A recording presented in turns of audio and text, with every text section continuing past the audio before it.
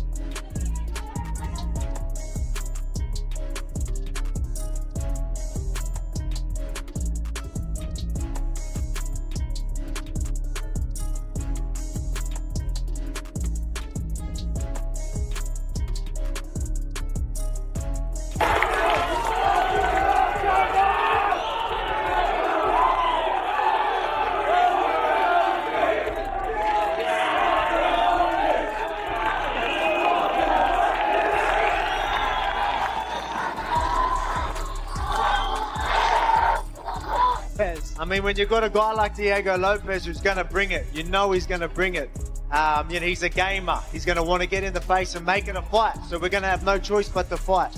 That's the fight he brings. That's why he's so exciting. And that's why you're all going to be in have a great fight Sunday morning or daytime, whatever it is. So cannot wait. Again, we're going to put on a show for all of you. We see you there wearing the Cooking with Volk apron. So, I mean, put it summary for us. What is the recipe to beating Diego this weekend? I mean, hey, like I said, very, very tough guy. You know he's durable. He's good at striking. He's powerful. He's good at the ground. But that's when you've got to use everything. I just think I'm too smart. And I'm just going to, again, the first fight obviously went my way. He will make adjustments. But I just don't believe that's going to be enough. And for you, Diego, if you win this weekend, it will be 1-1. As champion, would you go to the UFC and say, hey, I want the trilogy and a rematch with Volkanovski? Oh yeah, I think it is 100%, Volkanovski is a legend in the sport, so if UFC say me, you need one more fight with Volk, I take this. And the people know me, I mean, I take the whole fight in my career, it's like I never say no. There's been a lot of talk about retirement. Can you assure all of us fans this will not be your last fight and you've still got a lot left in the tank? That's it, mate. That's it. Look, I know a lot of people saying that, don't know where that come from. Obviously, I've got a tough challenge ahead of me, but I'm going to get my hand raised and then maybe a quick turnaround. Hopefully minimal damage so we can get right back in.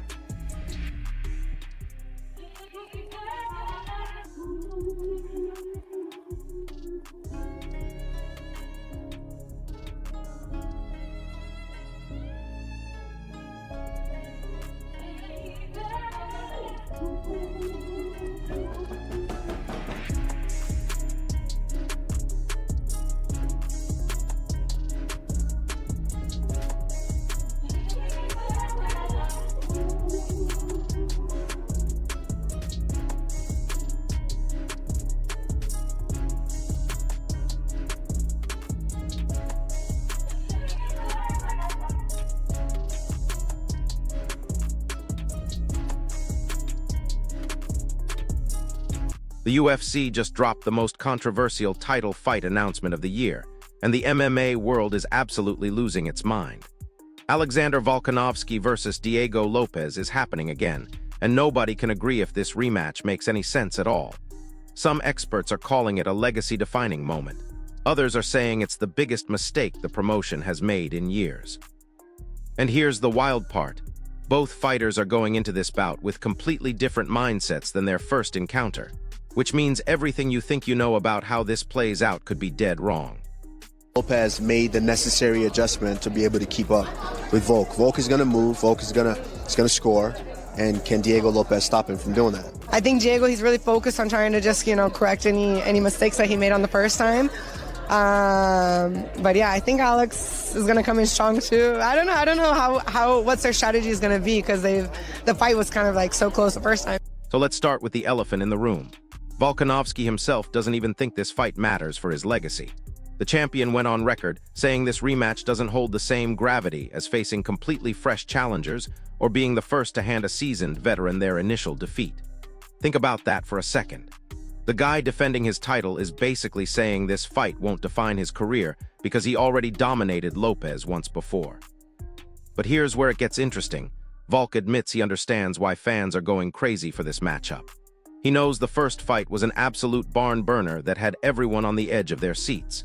And now they're doing it in Sydney, in his home country, with the entire Australian crowd behind him. The atmosphere is going to be electric, even if Volk thinks it's just another day at the office. I wanted me to see against maybe a Mobza undefeated guy, and that maybe for legacy reasons and people that are in the know. But then you've got everyone that... But here's where Volk mindset reveals something crucial about his approach to this rematch. When pressed about legacy implications, he literally shrugs it off, saying it won't impact his place in the record books. Instead, he's laser-focused on the present moment, treating this like any other title defense against a young, hungry challenger trying to snatch his gold. This isn't arrogance, it's the mentality of a champion who's built his career on showing up, performing, and holding his ground against wave after wave of new talent. However, and this is key, Volk isn't taking Lopez lightly. He's acknowledged that their first fight exposed several vulnerable points in his game plan. There were specific moments where he made minor errors that allowed Lopez unauthorized landings, giving him opportunities to connect strikes that should never have happened. I know that we're going to put on a show that's at least a good dance partner for Sydney. But that doesn't mean I can't still get these guys. And then we talk about legacy. Maybe that's... And get this, Volkanovski claims those exact weaknesses have been completely refined during his year of recovery and reflection. After what he describes as a period with less action and more recuperation, the champion has meticulously studied every second of their first encounter. His overarching goal for this rematch is to hold himself fully accountable for those past mistakes while leveraging his undeniable strengths with an even sharper, more precise approach than before. But here's the kicker. If Volk has truly plugged those holes in his game, Lopez might be walking into an even more dangerous version of the champion who already beat him once. The question becomes, has Diego evolved enough to match that improvement? You talked about last year you didn't get to be as active, there was a little bit more recovery time needed. How are you looking at mitigating the damage of this fight? Just capitalise on the opportunities that come my way. You know what I mean? Again, he's going to be aggressive. Even though I felt like I had some great options, there was times where I did some things that weren't too good. Where he would catch me, there's things I just could have done better. And some of those things are just very little things. You know what I mean? So very little things that I need to fix, and we fixed them. So that's again, I want to make him pay for the things, and then obviously do the damage. Bulldoze, is that the word I was looking? Bulldoze through with some big punches or whatever it is, and still stay safe. When I say that, doesn't mean I'm going to be reckless. It just means I'm going to capitalize on opportunities and really capitalize. If I feel like there's a finish there, I'm going to really turn in for the finish. Then. Now let's flip the script entirely and talk about Diego Lopez, because this second bid for the title is fundamentally different from his first attempt. Lopez is carrying the weight and opportunity of this rematch as a profound chance to show the world, and more importantly show himself, just how much more composed, strategically sound, and confident he's become as a fighter since their last encounter. This isn't just a rerun for him, it's a testament to his evolution as a martial artist. But here's what's fascinating about Lopez's new mindset. He's developed this newfound self-awareness where he truly believes he possesses the unique capability to finish this fight, and he's ready to demonstrate that power. However, he's also openly acknowledged a critical flaw from their first bout that nearly cost him everything. Diego, as a man who has fought and came up short for the title before, getting this rematch around in a second opportunity, does it put more pressure on you, or is it more exciting because you get another shot at this? No, it's like no pressure. I think now it's like I'm more calm, more confident in myself too. After I'm trying to talking with Volk like for 25 minutes, not is new for me, you know. So yeah, I mean. Lopez admits he had an excessive, almost singular focus on delivering one decisive knockout blow during their first fight. This obsession led him to deviate from his carefully constructed game plan, forcing him into moments of desperation rather than sticking to disciplined strategy. Think about how many fighters have fallen into this exact trap. They get so focused on the highlight reel moment that they abandon everything that got them to the title shot in the first place. But Lopez says this time is different. He aims to harness that finishing power without sacrificing his overall approach, trying to show a more disciplined and complete version of himself. The question is whether he can actually execute that game plan when the lights are brightest and the pressure is most intense. When you look at the first fight that you and Alex had, is there one thing that cost you that fight that he did better, or are there a few things that you think, okay, this one needs to be changed, this one needs to be changed? When you look at that fight, how do you break it down? Oh yeah, it's like I know I make a lot of mistakes in the fish fight with Volk. I'm trying only finish here one big hit, you know, one big punch. Like more is like after the second round when I'm dropping him, I feel like okay, I have the power for finishing him. You know, it's like only looking for this. So I forget many things in my game plan. I think I fixed this in the training camp. I fixed many things. So now it's like it's But wait, here's where the controversy really starts heating up. Demetrius, Mighty Mouse, Johnson, one of the greatest champions of all time, is absolutely vexed by this entire situation. And he's not coming from a place of rage or anger. He's deeply bothered by what he sees as stark inconsistency in how championship opportunities are handed out in the modern UFC. Based on his own unparalleled record of defending championships multiple times, Johnson powerfully argues that a fighter needs a substantial run of victories, a consistent winning streak, to truly earn another shot at gold. But now, he says, it seems certain fighters can suffer a loss and then almost miraculously return instantly for a title opportunity. For Johnson, this isn't just about fairness, it's about transparency. He believes that if popularity or marketability are the primary factors dictating these crucial decisions, then the UFC should just be upfront about it, so fans can understand the real reasoning behind these choices. Volkanovski clearly deserved to win that fight. Right, there's been critics out there, but since then Diego knocked out Lord John. And Johnson isn't alone in his criticism. Another prominent MMA expert has voiced strong disapproval of this rematch, firmly claiming it does very little to truly enhance or solidify Volkanovski's already legendary status. This expert feels like the pressure around having Volk face back-to-back bouts with Lopez is an action that simply won't benefit the champion's long-term future in the sport. From his perspective, he views this particular battle as less about solidifying greatness or proving anything new, and more about convenient timing and easier booking for the promotion. It's a pragmatic take that questions whether this fight serves anyone's interests except the UFC's bottom line. But here's where things get really interesting. Not everyone agrees with this criticism. Incredible spinning elbow, put him to sleep, right? Slowed down the hype train of Jean Silva, and now he gets another crack. Because, as we mentioned and as we touched on, we don't know how long Volk is going to be around this sport.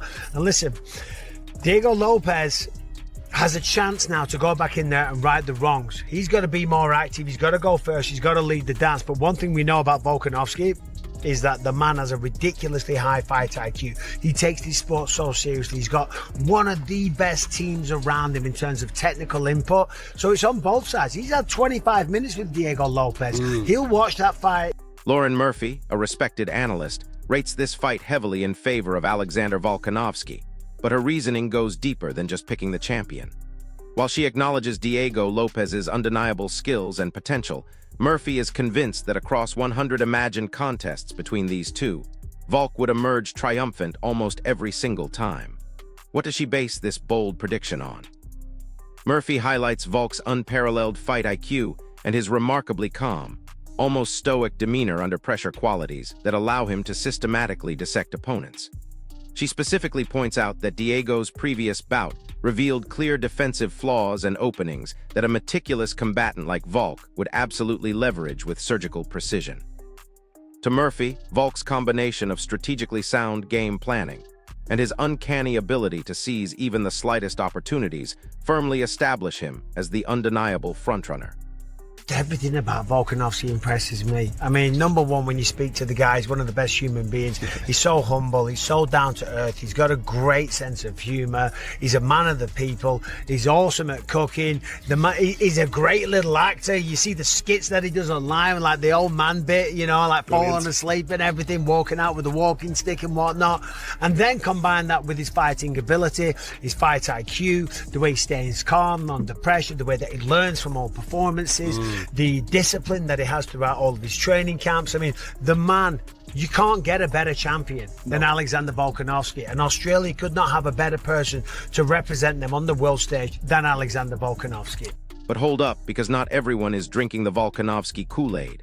Another analyst, after meticulously rewatching their initial contest with a fine-tooth comb, provocatively backs Diego Lopes to score a massive upset in the rematch.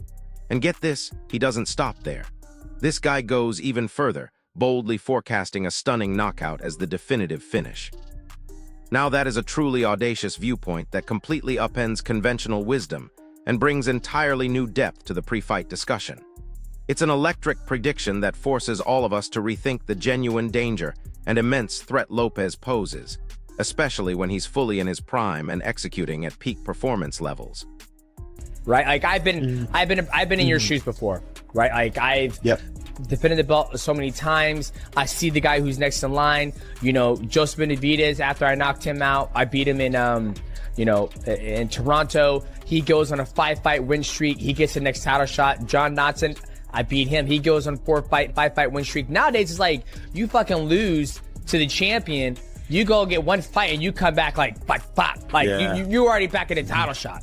Right? It's same thing. You know, you look at Peter Yan, he just fought Merab. He took him 3 fucking years. 3 years to get back a title shot. Right? It's like, it's almost like, you know, that's what I talk about Dana White privileges. Right? It's like how, like if they want to just say he's way more popular than you guys, he's getting a shot.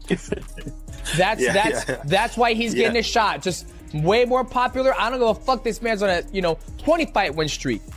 Jermaine Sterling echoes this knockout sentiment, but his reasoning focuses on the wear and tear that Volkanovski has sustained in recent incredibly tough battles. Sterling observes that in a high-stakes fight like this, one precise, well-timed strike from Lopes might prove crucial, potentially changing the entire dynamic of the contest in an instant. He specifically highlights how the accumulated damage from Volk's wars could create opportunities that weren't there in their first encounter. Yet in a testament to how complex this matchup truly is, Sterling admits he's actually backing both fighters, acknowledging the legitimate pathways to victory for each man. It's a rare, honest perspective that shows just how evenly matched these two really are when you break down all the variables. Lopes too. This is disgusting. Diego Lopes beat Gene Silva. Movsar Evloev is there. I know he's been inactive, and people are talking about Lerone Murphy like he didn't just beat fucking Josh Emmett and Aaron Pico. The Murphy one is like, okay, well, we haven't really seen him beat a top 5 guy yet. It's not like he's the Tony Ferguson of the division that people are making him out to be. You got to do one more, and I've been waiting for guys to do one more. But there's been no time for it because of the timing of things. But Evloev? Aljo? Something fresh? Something new? Aljo, former champ. I know he lost to Evloev, but Evloev's right there, the undefeated Dagestani guy for Volk to take on in his last fight. This is Volk's last fight. And you've just made him fight Lopes back-to-back. This does nothing for his legacy. Now here's where the technical breakdown gets really fascinating. Luke Thomas meticulously details the immense, almost insurmountable challenge of actually landing clean strikes against Alexander Volkanovski. To truly connect against Volk, an opponent must apply relentless pressure, display absolutely elite footwork, and find a way to consistently force him backward while disrupting his rhythm. But here's the massive problem: failing to expertly manage cage positioning and cut off his escape routes lets Volk simply evade and reset, making him incredibly frustrating to hit cleanly. Grappling with him proves equally challenging because he's not just an effective scrambler who can burst out of bad positions. He's also an expert wrestler who can dictate terms on the mat. This combination often leaves opponents virtually without a viable game plan, struggling to create meaningful offense. In their desperation, they sometimes resort to faster, less accurate combinations that boost their volume without real effect. Volkanovski and Diego Lopez. I see it going the same way, to be honest. Obviously, Diego supposedly hits hard. He's got a puncher's chance. Any MMA fight, we know that it's a very dangerous fight. But I think if they fight 100 times, I think Volkanovski wins 95. That's my opinion. I believe Volkanovski comes out of it. He fights a smart fight again. And bro, if you look at Diego's last fight with Silva, he was getting rocked. Oh yeah, he was getting rocked, bro. He was getting rocked, and I think Volkanovski is a very, very, very smart fighter. And if I watch that fight with Silva, I see so many openings in Diego's defense. However, legendary coach Dan Hardy identifies a clear, distinct opportunity for Lopez to adapt and evolve in this rematch that could change everything. Hardy notes how several past opponents have crucially misjudged Volk's methods, unable to anticipate his strategic adjustments or decipher his next moves. But Lopez now gets that invaluable second chance, that rare opportunity to learn from their first encounter, adjust his strategy, and truly elevate his overall approach. Given the profound experience Lopez gained from sharing the octagon with Volk for 25 minutes, Hardy considers this a pivotal opportunity to enact those crucial modifications that could make all the difference. The question becomes whether Lopez can actually implement those adjustments when it matters most, or if Volkanovski's improvements will outpace his opponent's evolution. Kind of recently, I think Lopez, let's be provocative and say I think Lopez is going to win. Provocative? Yeah, that's what I should have answered. So here's what we're really looking at. This rematch represents two completely different narratives colliding in the most dramatic way possible. You have Volkanovski, the established champion who's refined his approach and plugged the holes that Lopez exploited in their first fight. He's treating this as just another title defense, but that calm confidence could either be his greatest strength or a subtle form of overconfidence. Then you have Lopez, carrying the weight of learning from defeat and the burning desire to prove his first title shot wasn't a fluke. He's evolved his approach, but evolution on paper doesn't always translate to success under the bright lights. The stakes couldn't be higher, the expert opinions couldn't be more divided, and the potential for fireworks has never been greater. So here's my question for you, drop it in the comments. Do you think Lopez's evolution is enough to overcome Volkanovski's refinements, or is the champion going to prove that class is permanent? If this breakdown helped you understand what's really at stake in this rematch, smash that like button, subscribe for more in-depth fight analysis, and hit that notification bell because this is just the beginning of what promises to be an absolutely insane fight week. I'll see you in the next one. Fight UFC 325 featherweight division Volkanovski Diego Lopez rematch. X Factor? X Factor. I guess that is a rematch. Diego clipped him one time, and we know Volk's chin is not what it used to be, right? So those two knockouts back to back, I really do think it hurt him, and I think if there's an X Factor, it's probably that. Do you favor Diego Lopez because it's a rematch? But wait, there's another layer to this story that nobody's talking about, and it could completely change how this fight plays out. The timing of this rematch is absolutely crucial when you consider what both fighters have been through since their last encounter. Volkanovski has been dealing with some serious behind-the-scenes challenges that the media hasn't fully covered. Sources close to his camp reveal he's been battling through a nagging shoulder injury that required extensive rehabilitation. This isn't just some minor tweak we're talking about. This is the kind of injury that can fundamentally alter a fighter's approach to grappling exchanges and clinch work. Now, Volk's team insists he's fully recovered and even stronger than before. But here's the thing about shoulder injuries in MMA. They have a nasty habit of flaring up at the worst possible moments, especially when you're defending takedowns or throwing power shots. Meanwhile, Diego Lopez has been absolutely crushing it in the gym, and I mean crushing it in ways that would make your jaw drop. Multiple training partners have leaked footage of Lopez looking like an absolute monster during sparring sessions. His power has noticeably increased, his footwork is more fluid, and perhaps most importantly, his defensive awareness has reached a completely different level. Remember, this is a guy who was already dangerous enough to hurt Volkanovski in their first fight. But now he's had an entire year to address every single weakness that cost him the title. His new strength and conditioning coach has completely revamped his training regimen, focusing specifically on the kind of 5-round cardio that allows fighters to maintain knockout power deep into championship rounds. If Lopez can carry that same devastating power into rounds 4 and 5 that he typically shows in the first 2 rounds, Volkanovski could be in serious trouble. And here's something that's flying completely under the radar: the psychological warfare that's been happening behind closed doors. Volkanovski's confidence might actually be working against him in ways that his team doesn't fully recognize. When you listen to his interviews, there's this subtle but unmistakable tone of a fighter who believes he's already solved the Diego Lopez puzzle. He talks about their first fight like it was a learning experience that he's completely moved past. But that kind of thinking can be dangerous against a young, hungry challenger who's made significant improvements. Lopez, on the other hand, has been studying that first fight obsessively, breaking down every single exchange, every missed opportunity, every moment where he could have capitalized but didn't. This level of preparation and mental focus often separates fighters who get second chances and waste them from those who seize the moment and shock the world. But let's talk about something that could be the real game changer in this rematch: the venue and crowd dynamics. Fighting in Sydney gives Volkanovski a massive home field advantage that goes way beyond just crowd support. The time zone, the climate, the familiar surroundings, all of these factors can provide subtle but significant benefits to a defending champion. However, and this is where it gets interesting, some fighters actually perform better as the away fighter, feeding off that hostile energy and using it as motivation. Lopez has shown in previous fights that he can thrive in enemy territory, and there's something to be said for having absolutely nothing to lose while fighting in front of a crowd that wants to see you fail. The pressure is entirely on Volkanovski's shoulders to perform for his home crowd, and that kind of expectation can either elevate a fighter to legendary status or create the kind of tension that leads to uncharacteristic mistakes. Now, here's where the technical aspects get really spicy, and this is something that most casual fans completely miss. The first fight revealed that Lopez has a very specific timing advantage against Volkanovski's usual rhythm. When Volk likes to establish his jab and work behind his footwork, Lopez showed he could time those entries and counter with devastating effect.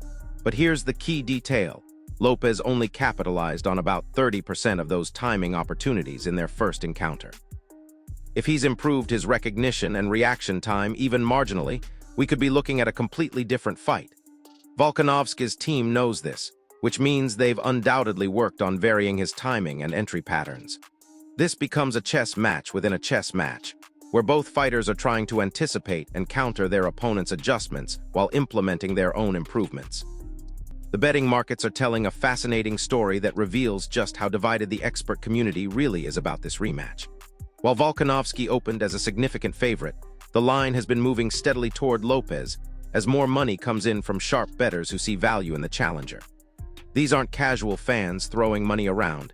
These are professional gamblers and analysts who make their living by identifying when the odds don't accurately reflect the true probability of outcomes.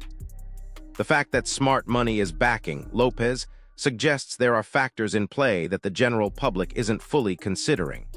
Some insiders believe Lopez's improvements have been dramatically underestimated, while others think Volkanovski's recent challenges have been more significant than his team is letting on.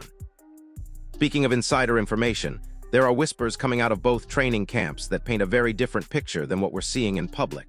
Volkanovski's sparring partners have reportedly been giving him much tougher rounds than expected, with some sessions ending early due to the intensity of exchanges. Now, this could mean he's being properly challenged and sharpened for the fight ahead, or it could indicate that he's not quite at the dominant level we saw in their first encounter. Lopez's camp, meanwhile, has been unusually secretive about their preparation, which is completely different from their approach before the first fight. This level of secrecy often indicates that a team believes they've found something significant, a tactical adjustment or strategic approach that they think gives them a real advantage. But here's what might be the most important factor of all, and it's something that goes beyond technique, preparation, or even mental approach. The championship experience factor cuts both ways in this rematch. Volkanovski has the advantage of knowing exactly what it feels like to defend his title successfully, understanding the unique pressure and rhythm of championship rounds. He's been in that position multiple times and knows how to manage his energy, his emotions, and his tactical adjustments across 25 minutes of elite-level combat. However, Lopez now has the invaluable experience of having been in there with the champion for a full fight. He knows Volk's power, his timing, his tendencies when he's hurt, and his recovery patterns. That kind of familiarity can be incredibly dangerous for a defending champion, especially when facing an opponent who's made significant improvements since their last meeting.